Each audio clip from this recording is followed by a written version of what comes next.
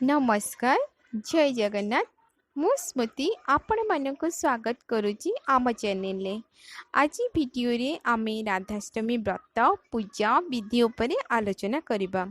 भगवान राधा माँ लक्ष्मींकर स्वरूप अटंती।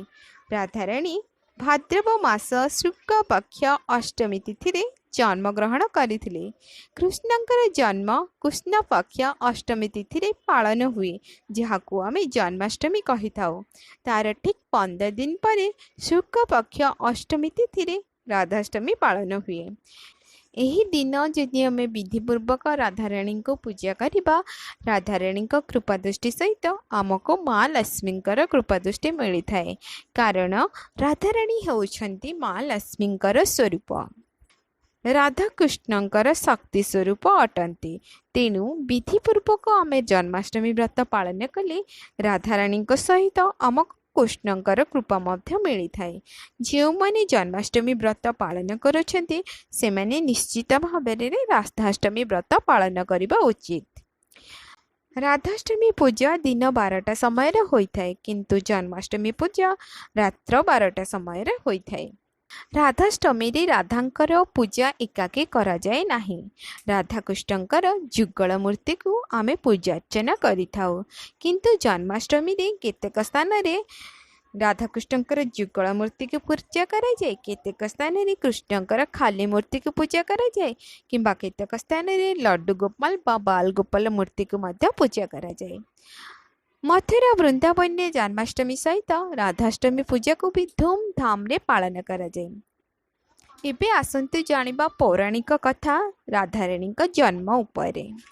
पौराण कथा अनुसार राधाराणी बर्षना रे जन्म ग्रहण करथिले। तांका पितांक नाम वृषभानु और मातांकर नाम कृतिका। राधाराणी माता कृतिका गर्भरु जन्म ग्रहण करिनथिले। जोगमायांकर इच्छानुसार राधाराणी माँ एक वायुपिंडुल को गर्भरे धारण करथिले एवं वायुपिंडुल को जन्म मध्य करथिले किंतु से वायुपिंडुलटी जन्म हो सारिबा परे फाटी गइथिला आ फाटिबा समय रे सेतिरु लक्ष्मी स्वरूपिणी माँ राधाराणी प्रकट होइथिले। से दिन भाद्र मास शुक्ल पक्ष अष्टमी तिथि होइथिला।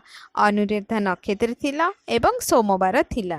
दिन प्राय 12टा समय रे राधाराणी जन्म होइथिला। सेथिपाई आमे भाद्र मास शुक्ल पक्ष अष्टमी तिथि को राधाष्टमी रूपे पालन करू। आम गाँव रे दधिपवन मंदिर में राधाष्टमी पूजा करा जाए।